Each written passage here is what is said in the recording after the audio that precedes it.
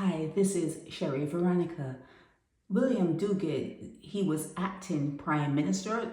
Am I reading correctly? He was speaking as acting prime minister at the General Assembly of Ministers and High-Level Authorities of Housing and Urban Development of Latin America and the Caribbean. Duguid said the initiative was part of a broader strategy to leverage state-owned land. Did you hear that, Alex Mitchell? State-owned land. Did you hear that Wayne Scanberry and whoever else will be claiming that there's a whole lot of land plantations that were stolen? But anyhow, he plans to leverage this particular asset while addressing the country's housing and infrastructure challenges.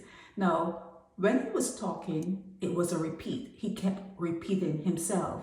And next to him is that guy, Gil. And have you ever heard Gil speaking? Have you ever sat? You know, sometimes someone is talking and you don't know who it is and you wonder, who is that talking? He talks like a 5-year-old. He talks, maybe a 10-year-old, okay? Chris Gibbs. He is the Minister of Housing, Lands and Maintenance, okay? Housing, Lands and Maintenance. He talks like a child.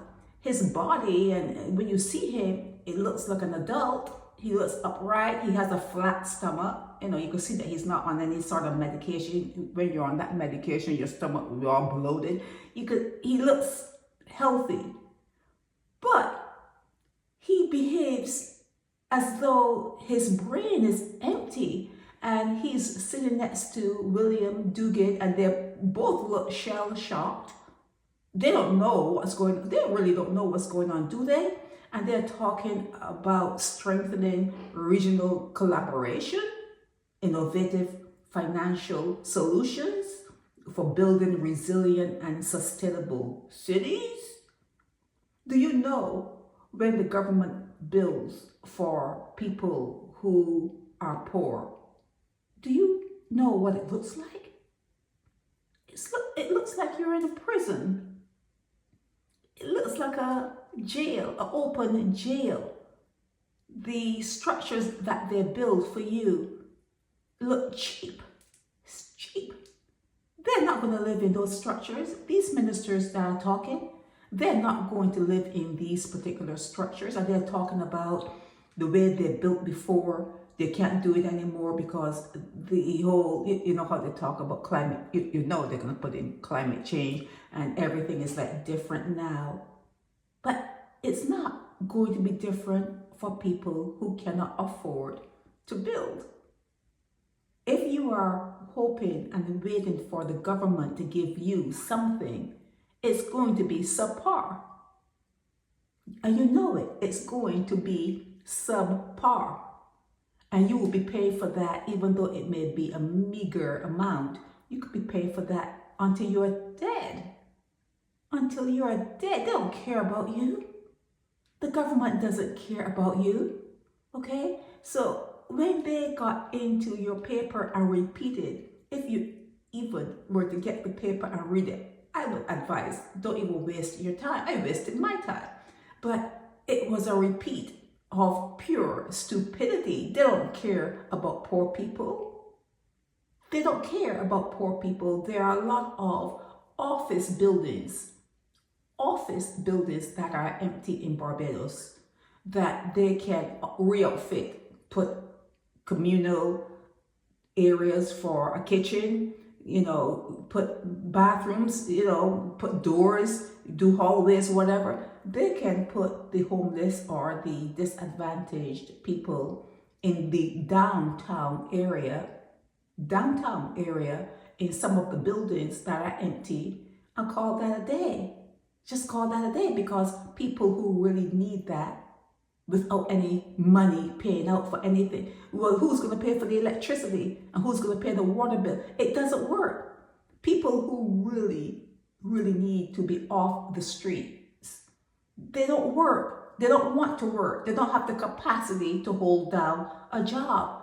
They just want some place to lay their head. So instead of doing derelict places, like lands and derelict houses in neighborhoods. Instead of doing that, just clear away those things. Houses that are falling apart and no one is claiming that particular property, clear it away. Put a garden, create gardens, food, okay? Tomatoes, whatever. Plant a garden in those places, and the places that are downtown, the buildings that are empty, make sure that it has to be government run. You put rooms in there, and everyone goes in when they're supposed to go in, and they come out when they're supposed to come out. You have people that it has to be run. Taxpayers will be footing the bill for that. Taxpayers would have to pay for that. But talking about trying to make people comfortable and building resilient cities and develop policy framework, explore innovative financial solutions and strengthening the regional, it's crap. They're just words that are flowing out of their mouths. He's acting prime minister since when? Since when is William Duguid speaking as acting prime minister at the General Assembly? But anyhow, that's what they have here. And like I said, he looks like have you ever seen a deer?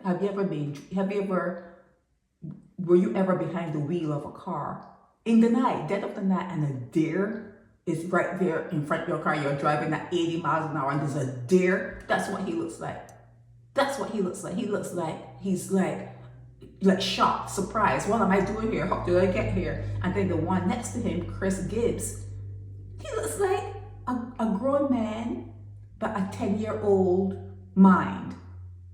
A grown body, but a 10-year-old. And just listen to him talk. Just listen to Chris Gibbs talk, and you will see what I'm saying. You will hear what I'm saying. Sometimes when someone is talking, you don't look at them because you try to create a sense. Well, am I relating to this person? Is this person relatable? Don't look at them and listen to Chris Gibbs talk. He talks like a child. He speaks like a child. Okay? So this is the panel here that I'll put up. They all look as though they're like, what the hell am I doing here? But that's what is in your paper. They're planning, to build some resilient cities for the poor. It ain't gonna work. At no time in history has anyone ever cared about the poor. At no time in history. You are poor because one person has too much money. You are poor because one person has way too much money. Okay, it's not flowing. It's not an even playing field. Okay, so that's why you're poor. And they say there's always going to be poor. Why do they say that? Because they're always going to be the greedy. They're always going to be the greedy. Poverty is man-made. Poverty is man-made. You make it that way because you want to feel so you're better than someone else. Okay, so these characters talking about sustainable homes and being interested in the poor, and you see that's what gets me. That's what it's like. It irks me.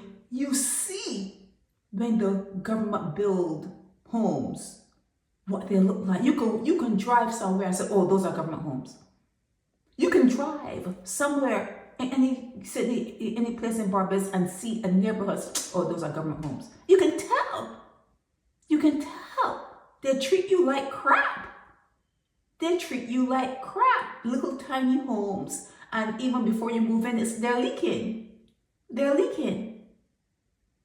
So yeah, plan for abandoned lots. That's the name of this particular blog. It was published in Nation News, plan for abandoned lots. And they're talking about places that, they have state-owned land. And I mentioned Alex Mitchell and Vince Canterbury. Maybe they can see if the state-owned land belongs to them. They claim that they have a whole lot of land that the government has seen fit to take from them. But it's not going to happen. It's not going to happen the way they talk about it. It's going to history is going to repeat. history will repeat because you do not have the strength, you do not have the information, you do not have the zest, the zeal, you do not have nothing to pull you out of the malaise. You do not have it. You do not have it. And you do not quite understand that you have little because one person has a lot.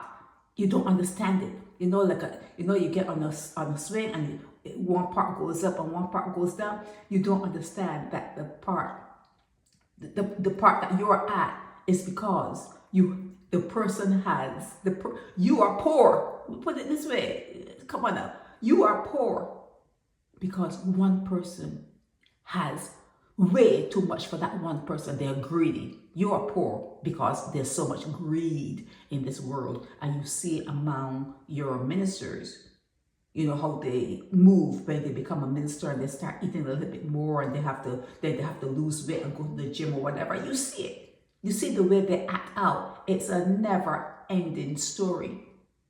It doesn't end. It's repeating. History repeats. Why? Because you do not have all the information. They keep secrets from you. If someone knows something that can help others and they keep it a secret, they're going to be your ruler. They're going to be the colonial master. You're going to be their slave. You have got to seek to find that space where you want to know whatever they know, you want to know.